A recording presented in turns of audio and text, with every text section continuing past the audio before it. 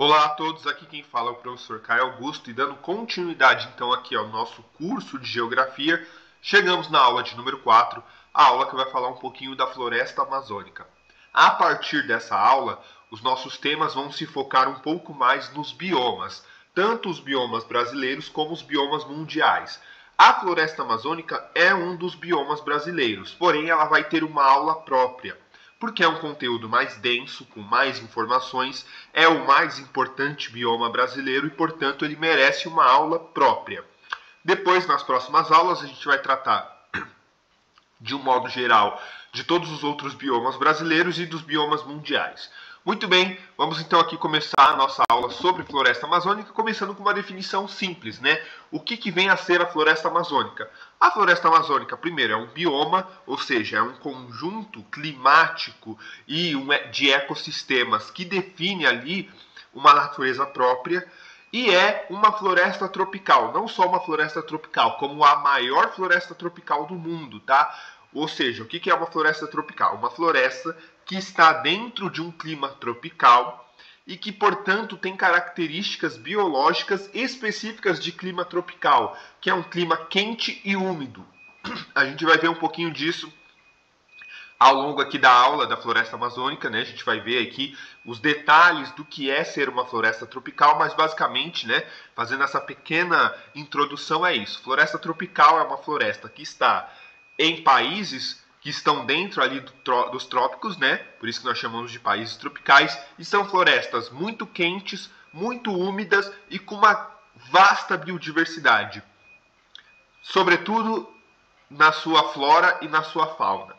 Muito bem, então definimos aqui o que é a floresta amazônica. Quem cunhou esse termo floresta amazônica? Tá? Né? De acordo com a história, o termo floresta amazônica foi popularizada por um geógrafo alemão, Alexander von Humboldt, lá no século XIX. Né? A gente precisa lembrar que o século XIX é o século da consolidação das ciências, é o século do imperialismo e neocolonialismo, e é o século na qual as potências europeias exportavam cientistas e pesquisadores para o resto do mundo para justamente estudar essas colônias. Né? Nós temos vários cientistas sendo mandados para o continente africano, para os vários países do continente asiático e também para a América do Sul. Basta a gente lembrar, por exemplo, que um dos maiores nomes da ciência do século XIX, que é o naturalista Charles Darwin, que foi, né, um grande naturalista e um grande biólogo que escreveu a teoria da evolução, ele viajou pelo mundo e passou pelo Brasil, né? Passou aqui pelo Brasil ao longo das suas pesquisas, tá? E esse alemão, né, o Alexander, lá no século XIX, né, ele, durante as suas expedições, né, ali do final do século XVIII, início do século XIX, por volta do ano 1799, 1804, ele ficou impressionado com a diversidade da floresta, né, tanto ali na sua fauna, ou seja, diversidade de animais, como na sua flora, e ele deu então esse nome, né, de floresta amazônica, fazendo uma referência às Amazonas, né, da cultura nórdica. Aqui nós temos uma imagem da floresta amazônica, né, uma floresta muito quente, muito úmida. Percebam a quantidade de rios que nós temos aí, afluentes na floresta amazônica. A gente vai falar um pouquinho da hidrografia dela mais para frente, tá? Bom, vamos falar um pouquinho então das características gerais da floresta amazônica. Primeiro, a floresta amazônica ela está dentro de um clima brasileiro que nós chamamos de equatorial úmido, que é marcado por altas temperaturas, então é uma floresta muito quente, mas com umidade ao longo do ano todo. Tá? Então é um clima muito quente, mas muito chuvoso também. Né? É interessante a gente pensar, quando você assiste, por exemplo, alguns programas de sobrevivência que se passam na floresta amazônica, é muito legal que no começo do episódio o sujeito está passando ali, enfrentando um calor terrível, né, ali durante o período da manhã, e às vezes à tarde, do nada, começa uma chuva muito longa e uma chuva muito pesada, né, porque é uma das características do clima equatorial úmido, muito quente, mas muito úmido e com chuvas ao longo do ano todo, tá? As temperaturas médias, né, variam ali entre 24 a 26 graus, é claro, isso aqui é uma média, vão ter dias muito mais quentes do que isso e muito mais frios do que isso.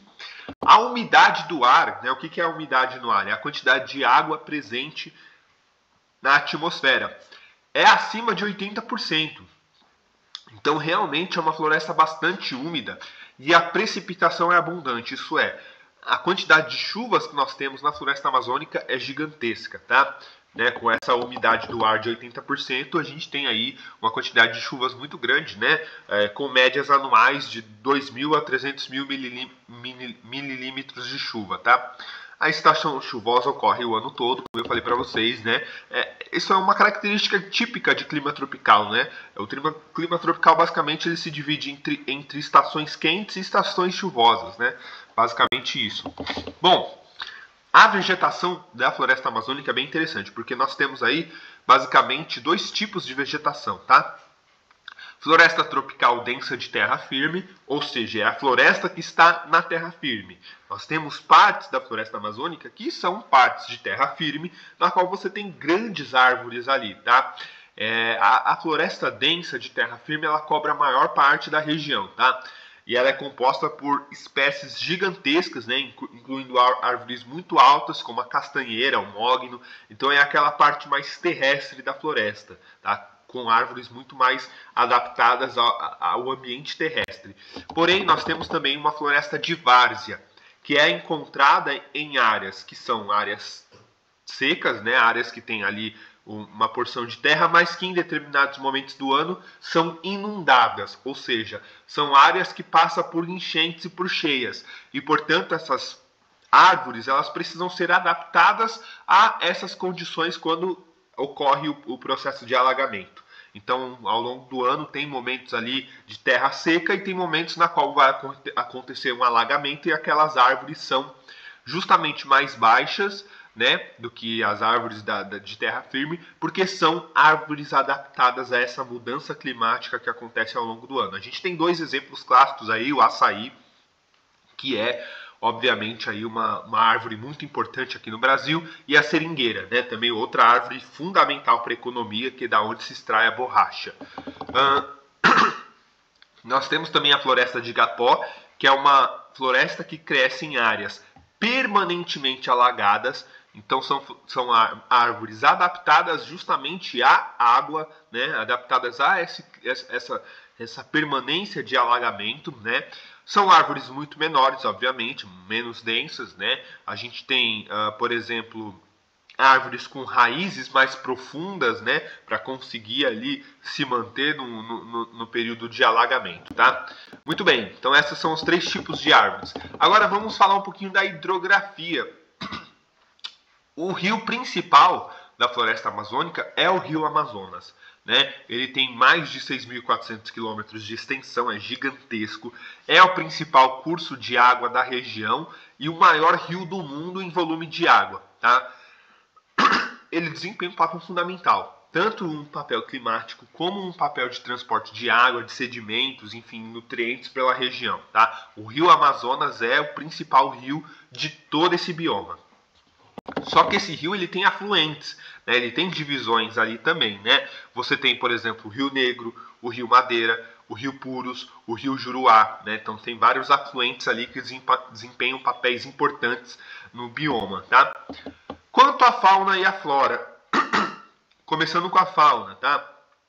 A floresta amazônica, ela abriga a maior diversidade de fauna do planeta, tá? A gente estima aí, mas os especialistas, biólogos estimam que a floresta amazônica possui cerca de 10 a 15% de todas as espécies do mundo, né? Então é uma floresta com uma biodiversidade gigantesca. A gente tem aqui animais que só existem na floresta amazônica, que são adaptados único e exclusivamente para aquele clima, né? Isso, obviamente, né, inclui uma variedade gigantesca de mamíferos, aves, répteis, anfíbios, peixes e invertebrados de todos os tipos, aracnídeos, enfim, e aí por diante, tá? Em números de espécies, só para a gente ter aí uma pequena noção, né, são mais de 400 espécies de mamíferos, mais de 1.300 espécies de aves, tá? Mais de 400 espécies diferentes de répteis, incluindo cobra, jacaré, tartaruga, etc. Anfíbios, mais de 400 espécies também. Peixes, mais de 3.000 espécies de peixe de água doce no rio Amazonas. E invertebrados, milhares de espécies de insetos, aracnídeos, crustáceos, enfim. E muitos outros, tá? Aqui nós temos um tucano, que é uma ave específica do clima amazônico. No que tange a flora, a flora, né, é gigantesca também. A gente abriga ali cerca de 10% de todas as espécies de plantas conhecidas no mundo, né, incluindo aí arbustos, trepadeiras, palmeiras, samambaias, enfim, em números, né, mais de 16 mil espécies de árvores, uma quantidade gigantesca, plantas, enfim, de todos os tipos, plantas aquáticas, ervas e arbustos, etc. e tal. Agora chegamos a um ponto crucial da nossa aula, né? Muito mais do que saber aí as espécies de árvores e plantas, nós temos que entender um pouquinho das ameaças à conservação. Por quê? A floresta amazônica é um dos biomas mais atacados e um dos biomas que tem mais riscos de conservação, né? Existe uma necessidade de se preservar a floresta amazônica gigantesca, porque ela influencia o clima mundial, tá? Aqui eu trouxe uma pesquisa para vocês. De acordo com o Instituto Nacional de Pesquisas Espaciais, o INPE, um dos maiores institutos de pesquisa do Brasil, o desmatamento na Amazônia, que é um dos principais problemas, chega a níveis alarmantes, né? Em 2020 foram desmatados aproximadamente 11.088 km² de floresta, uma quantidade gigantesca, um aumento de 9,5% de desmatamento em relação a 2019. Então a gente tem visto aí uma crescente no desmatamento da floresta amazônica. Tá? Em 2019, a floresta amazônica sofreu uma quantidade alarmante de queimadas, né, que chamaram a atenção internacional. Vocês devem se lembrar daquele dia, em 2019, que escureceu o céu em São Paulo, fruto da fumaça que vinha da floresta amazônica. O INPE registrou mais de 72 mil incêndios de floresta amazônica apenas em 2019, que foi um aumento de 83%, tá? Foi bem complicado para a floresta amazônica nos anos de 2019 e 2020. Tá? As pesquisas realizadas pela coordenação das organizações indígenas da floresta amazônica brasileira, COIAB, apontam que entre os anos 2017 e 2019, o número de garimpos ilegais simplesmente aumentou em 70%. Ou seja, né, uma quantidade absurda. Bom, gente,